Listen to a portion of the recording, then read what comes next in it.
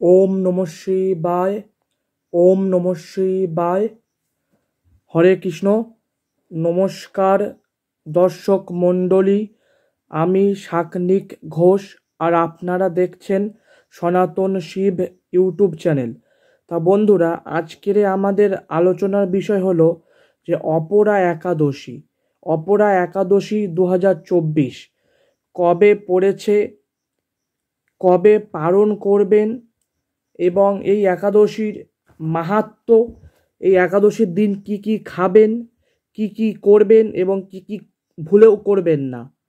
ঠিক আছে, তাহলে আসুন ভিডিওটি শুরু করা যাক।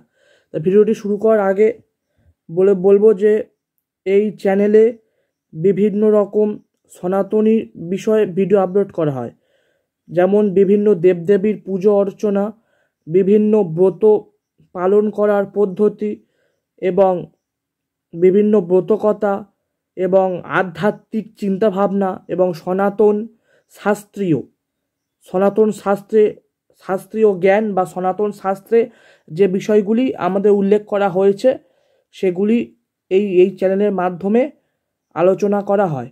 এই চ্যানেলে অনেক ভিডিও আপলোড করা আছে, আগের ভিডিওগুলো আপনারা দেখতে পারেন। ফলে এই চ্যানেলে আলোচনা করা হয়, ফলে চ্যানেলটি সাবস্ক্রাইব করে ওই ঘন্টার মতন ওই অপশানটি বাজিয়ে দেবেন, ঠিক আছে, যাতে আমার ভিডিও নোটিফিকেশন, মানে আমাদের ভিডিও নোটিফিকেশন আপনাদের কাছে সবার আগে পৌঁছায়। তাহলে আসুন ভিডিওটি শুরু করা যাক। আচ্ছা, সবার প্রথমে আসি অপরা একাদশী।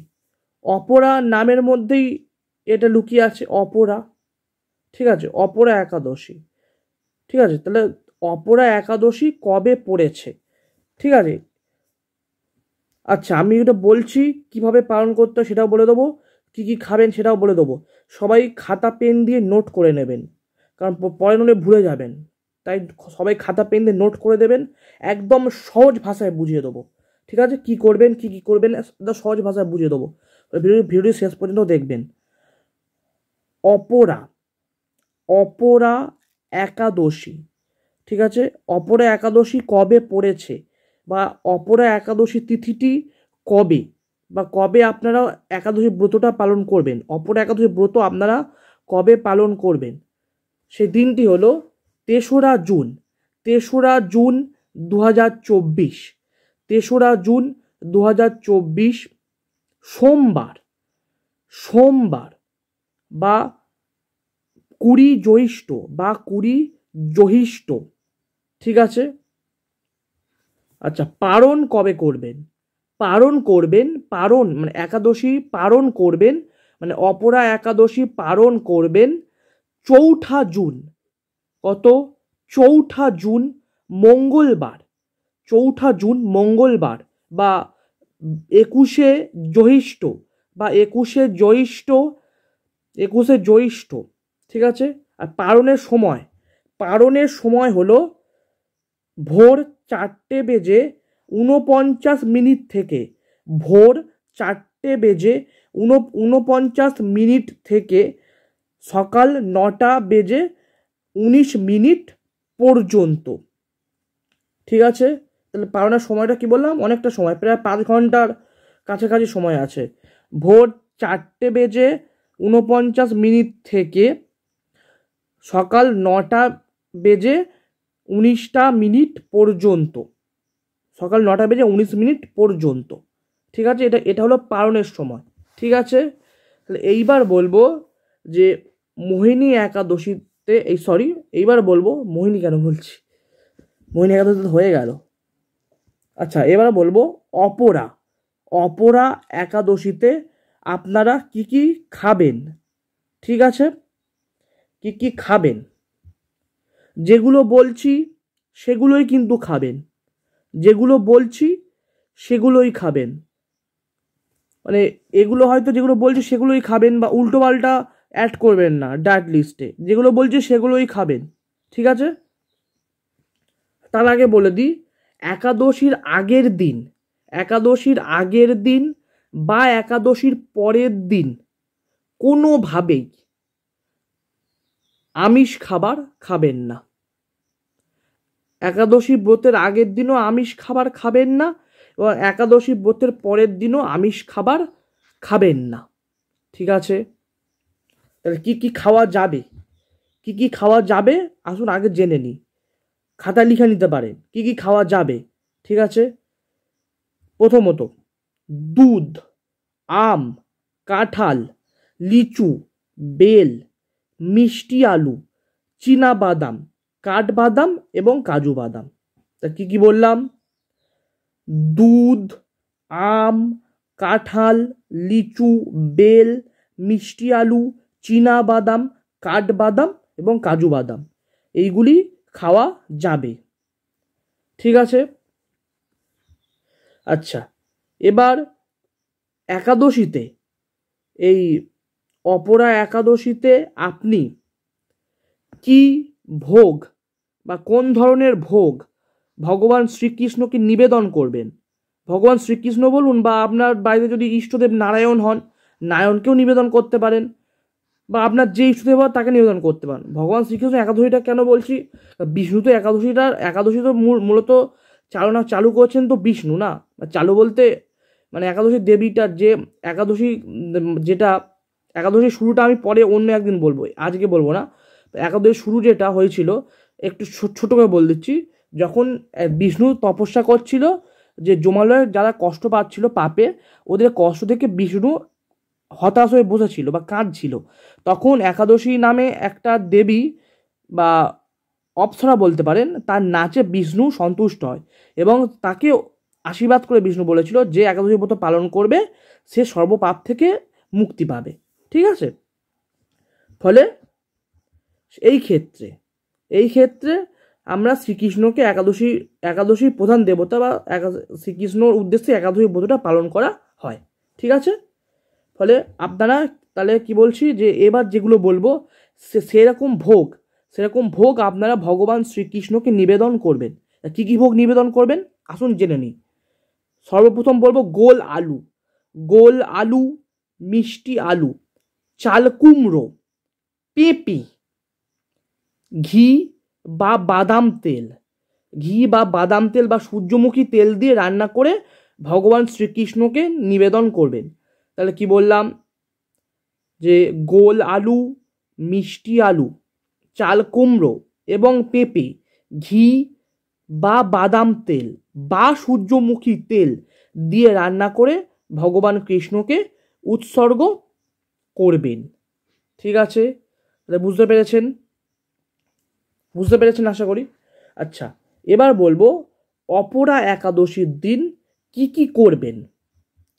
আচ্ছা, এটা কিন্তু শুধু অপরা একাদশীর ক্ষেত্রে নয়, সব একাদশীর ক্ষেত্রে কিন্তু একই, প্রায় সবকটা একাদশীর ক্ষেত্রে প্রায় একই।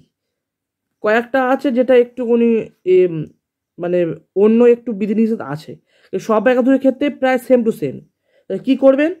সবার প্রথম হরে কৃষ্ণ মন্ত্র যত পারবেন তত জপ করবেন, হরে কৃষ্ণ মন্ত্র যত পারবেন তত জপ করবেন।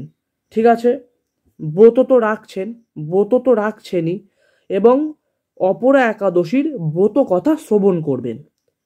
অপরা একাদশীর ব্রত কথা শ্রবণ করবেন বা পাঠ করবেন। অপরা একাদশীর ব্রত কথা আমি একাদশীর দিনকেই আমি আমার চ্যানেলে দিয়ে দেবো। ঠিক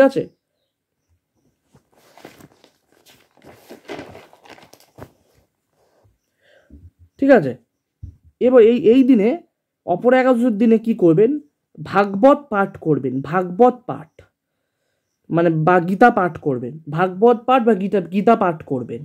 ঠিক আছে, এবং কি করবেন? এই দিনকে যদি সম্ভব হয় তাহলে একটু বৈষ্ণবদের দান করবেন। ঠিক আছে, যদি সম্ভব হয়, আমি কি বলছি, এটা যদি সম্ভব হয় তবে একটু বৈষ্ণবদের তাহলে একটু দান করবেন। ঠিক আছে, বেশ। আচ্ছা, তাহলে এইবার বলবো যে এই দিনে কি কি করবেন না। এই দিনে মানে অপরা একাদশীর দিনে কি কি ভুলেও করবেন না। ঠিক আছে, কি কি ভুলেও করবেন না। ঠিক আছে, এই দিনে মিথ্যা কথা একদম বলবেন না। এই দিনে কোনো মিথ্যা কথা বলবেন না, ঠিক আছে? কোনো মিথ্যা কথা বলবেন না, পরনিন্দা করবেন না, পরচর্চা করবেন না, কারোর সঙ্গে প্রতারণা করবেন না, কারোর সঙ্গে খারাপ ব্যবহার, ঠিক আছে, কারোর সঙ্গে খারাপ ব্যবহার করবেন না। এবং এই দিনে ভুলেও আমিষ খাদ্য গ্রহণ করবেন না। আপনি একাদশী ব্রত করছেন মানে তো আমিষ খাদ্য গ্রহণটা হাস্যকর নয়, সেটা ঠিক, কিন্তু মানে অনেক ক্ষেত্রে হয়ে যায় জানেন তো। বা আপনি হয়তো আমিষ খাদ্য গ্রহণ করবেন না, প্লাস এই ঘানটাও নেবেন না। এই ঘানটা নেওয়াও কিন্তু খারাপ। বা ধরুন আপনি একাদশী করছেন, কিন্তু আপনার বাড়ির কেউ সেটা মানছে না, আপনার বাড়ির জন্য আপনি আমিষ খাবার করে দিলেন। এই ঘানটা, আমিষ খাবারের যে ঘানটা, এই ঘানটাও কিন্তু নেওয়া খারাপ, ঠিক আছে? সেক্ষেত্রে কিন্তু আপনি অপবিত্র হয়ে যেতে পারেন। ফলে আমিষ খাবার চেষ্টা করবেন আমিষ খাবারের ঘানটাই না নেওয়া, বা একাদশীর দিনে বাড়িতে আমিষ খাবার যেন না করা হয়, ঠিক আছে? একটা দিন মানতে কি সমস্যা? আপনি সপ্তাহে প্রতিদিন বাড়ির লোকদের প্রতিদিন আমিষ খাওয়ান, কিন্তু একাদশীর দিন একটা দিন আপনি হচ্ছে নিরামিষ বাড়ির লোকদের খাওয়ান। এতে আপনার পরিবারেরও মঙ্গল হবে, ঠিক আছে? তাহলে বোঝাতে পারলাম যে কী কী করবেন এবং কী কী করবেন না, ঠিক আছে? আচ্ছা, এইবারে এই একাদশীর মাহাত্ম্য, এই একাদশীর মাহাত্ম্যটা কী, মানে কেন করব একাদশীটা, বা করলে কি হবে, সেটা আসুন আমরা জেনে নিই, ঠিক আছে?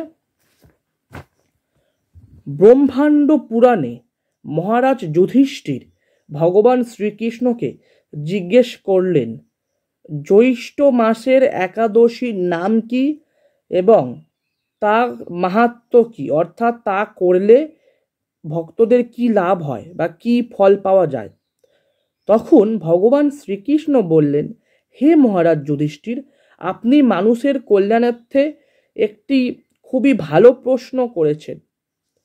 জ্যৈষ্ঠ মাসের প্রথম একাদশী নাম হলো অপরা একাদশী। এই একাদশীতে যে কোনো বড় পাপ, যে কোনো করা বড় পাপ, বা ভুল করে হোক বা সঠিক করে ভুল করে হোক বা ইচ্ছাকৃতভাবে, যে কোনো বড় পাপ এই একাদশীর ফলে বিনষ্ট হয়। এবং যে ব্যক্তি এই একাদশী যথেষ্ট নিষ্ঠাবানভাবে পালন করে, তার যাত্রা বৈকুণ্ঠ ধামে হয়। গোহত্যা, ব্রাহ্মণ হত্যা থেকে শুরু করে বিভিন্ন বড় বড় পাপ এই একাদশী ব্রতের ফলে বিনষ্ট হয়।